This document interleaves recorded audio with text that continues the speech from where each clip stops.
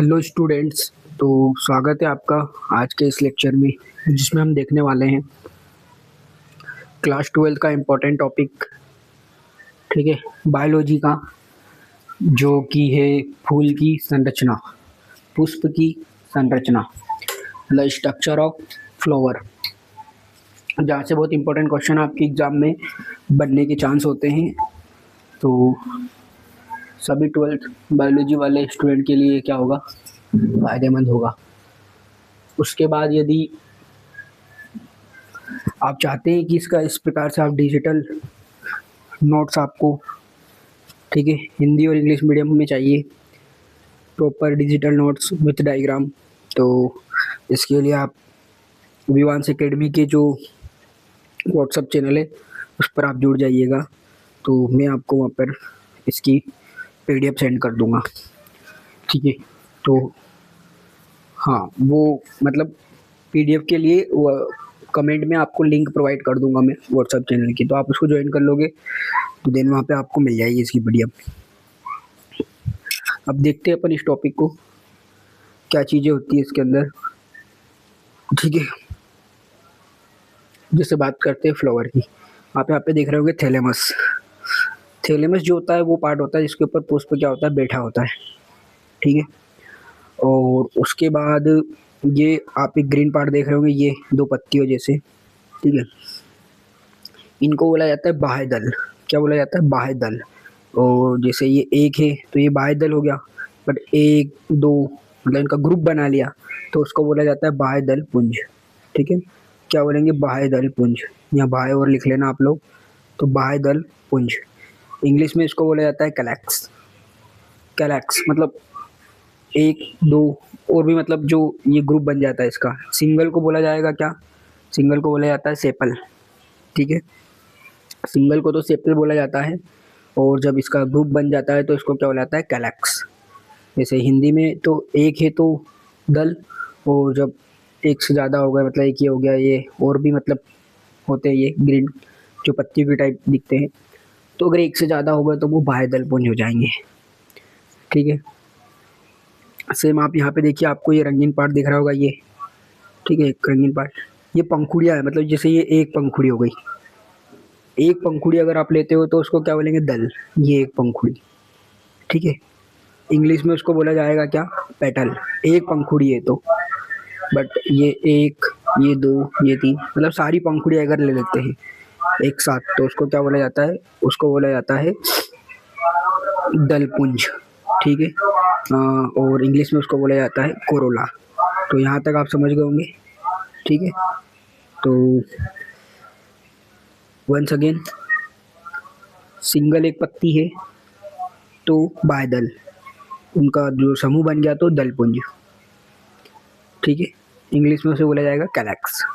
एक है सिंगल तो उसको बोला जाएगा क्या, अगर एक सिंगल रंगीन पार्ट है पंखुड़ियों वाला तो उसको बोला जाएगा क्या, पेटल्स या फिर दल। और जब उसका पूरा समूह बन जाएगा तो वो हो जाएगा दलपुंज, इसको इंग्लिश में क्या बोला जाता है, कोरोला। ठीक है, आइए अब आगे देखते हैं।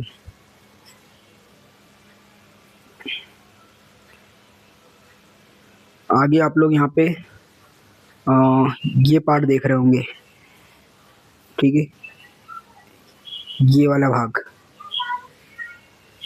ये होता है, मतलब मादा भाग होता है फूल का, फीमेल पार्ट। अब इसमें क्या क्या चीज़ होती है, इसमें आप यहाँ पे एक देख रहे होंगे, अंदर एक अंडे जैसा बना हुआ है, ये ओव्यूल हो गया। और ये जो आपको ये स्ट्रक्चर नज़र आ रहा है, ये इस प्रकार से, ये ओवरी। देन ये वाला जो स्ट्रक्चर देख रहे हैं आप लोग, ये वाली संरचना, इसको बोले जाएगा वर्तिकांग्र, सॉरी वर्तिग्रा। इंग्लिश में बोला जाता है इसको स्टाइल या वर्तिका। और आप ये जो ऊपर देख रहे हैं ये वाला भाग, इसको बोला जाता है वर्तिकांग्र, स्टिग्मा। ठीक है, तो ये एक फ्लावर के पार्ट होते हैं जो कि फीमेल पार्ट होते हैं। फीमेल पार्ट में क्या क्या आ जाएगा, टॉप वाला भाग वर्तिकांग्र, वर्तिका, और ये जो ये राउंड वाला भाग हो गया कौन सा, ओवरी वाला भाग अंडाशय, और अंदर जो है ये बीजाणु या फिर ओव्यूल। ये पूरा का पूरा फीमेल पार्ट होता है, और इस पूरे फीमेल पार्ट को क्या बोला जाता है, इस पूरे फीमेल पार्ट को बोला जाता है गाइनोशियम, मादा जनन भाग, जिसको जायांग भी बोला जाता है हिंदी में, ठीक है। और आगे मेल पार्ट में क्या होता है, जो मेल पार्ट होता है ये जो आप ये देख रहे हो पूरा एक, इसको बोला जाएगा पूरे को एंड्रोशियम, क्योंकि ये क्या होता है नर भाग होता है। इसमें क्या क्या होता है, इसमें आप ये देख रहे होंगे ये येलो कलर का, देन इसको बोला जाता है एंथर, परागकोश। इसके अंदर क्या होता है, इसके अंदर छोटे छोटे छोटे छोटे परागकण होते हैं, ठीक है, पोलन ग्रेन। तो ये हो गया क्या, परागकोश। और ये जो डंडी जैसा दिख रहा है जिससे कि ये परागकोश या एंथर जुड़ा हुआ है, इसको बोला जाता है तंतु, फिलामेंट। तो ये होते हैं क्या, मेल पार्ट, जिसको बोला जाता है एंड्रोशियम, ठीक है, नर भाग। तो आप समझ गए मादा भाग क्या है, ये वाला ये मादा भाग। नर भाग क्या है, ये वाला ये नर भाग, ठीक है। ये दोनों चीज आप अच्छे समझ गए होंगे। अब हम आगे देखते हैं। जैसे सबसे पहले तो जो फूल होता है, फूल में जो प्रजनन अंग होता है जिसको बोलते हैं रिप्रोडक्टिव ऑर्गन्स, ठीक है, जो रिप्रोडक्टिव ऑर्गन्स होता है, प्रजनन अंग होता है, वो फूल होता है पौधे के अंदर। और वो प्लांट जो होता है उस टाइप का, उसको बोला जाता है एंजियोस्पर्म या फिर आवृत्तबीजी। तो सीधा सा है कि जो आवृत्तबीजी पौधे होते हैं, आवृत्तबीजी पौधों में क्या होता है कि ये आपका जो रिप्रोडक्शन वाला पार्ट होता है, ये क्या होता है, फ्लावर होता है। ये रिप्रोडक्शन वाला पार्ट क्या होता है, फ्लावर होता है, जिससे क्या करते हैं, रिप्रोडक्शन की प्रोसेस करते हैं। और देन इसके अंदर क्या होते हैं, 4 चक्र होते हैं, ठीक है, 4 साइकिल्स होते हैं। और ये चारों साइकिल्स जो होते हैं ना, थैलेमस पर लगे होते हैं, ऐसा याद रख सकते हो। कौन कौन से 4 साइकिल्स होते हैं, तो अभी अपन ने देखा, फर्स्ट होता है कैलेक्स, सेकंड कोरोला। कैलेक्स क्या होता है, ग्रुप ऑफ सेपल या जो बायदल है उसका जो समूह है। उसके बाद कोरोला क्या होता है, ग्रुप ऑफ पेटल, मतलब जो जितनी पंखुड़ियाँ है उसका जो ग्रुप होता है या जो समूह होता है, उसको बोला जाता है कोरोला या हिंदी में बायदल पुंज।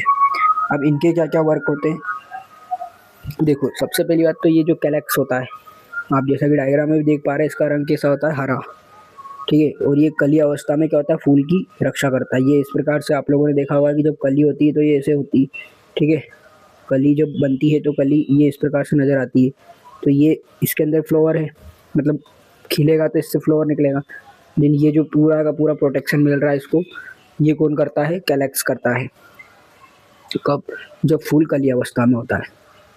उसके बाद आता है कोरोला। कोरोला का क्या है, कोरोला जिसको बोला जाता है द्वितीय चक्र, ये पंखुड़ियों से मिलकर बना होता है। और ये क्या होता है, रंगीन पार्ट होता है, डिफरेंट कलर होते हैं इसके, मतलब जिस कलर का फ्लावर होगा उस कलर का आपको ये कोरोला मिलेगा देखने को। और ये बहुत ही क्या होता है, अट्रैक्टिव या आकर्षक होता है, ताकि जो कीट और जितने भी अदर इंसेक्ट्स होते हैं या फिर छोटे पक्षी वगैरह हो गए, तितली भौरे, इन सबको क्या करता है, ये आकर्षित करता है, ताकि वो जाकर क्या करें, परागण या फिर पॉलिनेशन की प्रक्रिया करने में हेल्प करेंगे। फिर आगे हमने देखा था एंड्रोशियम, जो कि क्या होता है, नर भाग होता है, ठीक है। एंड्रोशियम क्या होता है, नर भाग होता है, जो कि किससे मिलके बना होता है, स्टेगमेंट्स, ठीक है। स्टेगमेंट्स मतलब वही, जैसे ये सिंगल है, ठीक है, अभी जैसे मान लो ये वाला, ये अभी सिंगल है तो ये स्टेगमेंट्स, जब इसका ग्रुप बन जाता है तो वही एंड्रोशियम बन जाता है, ठीक है। तो एक है तो हिंदी वाले, एक है तो पुंकेसर, और अगर एक से ज़्यादा ग्रुप बन गया तो उसको बोला जाता है पुमंग, और उसी को इंग्लिश में बोला जाता है क्या, एंड्रोशियम। और इसमें क्या होता है, एक पार्ट होता है एंथर, आप लोगों ने देखा, जैसे ये हो गया आपका एंथर। और ये जिससे जुड़ा होता है उसको बोला जाता है फिलामेंट या फिर उसको तंतु बोला जाता है।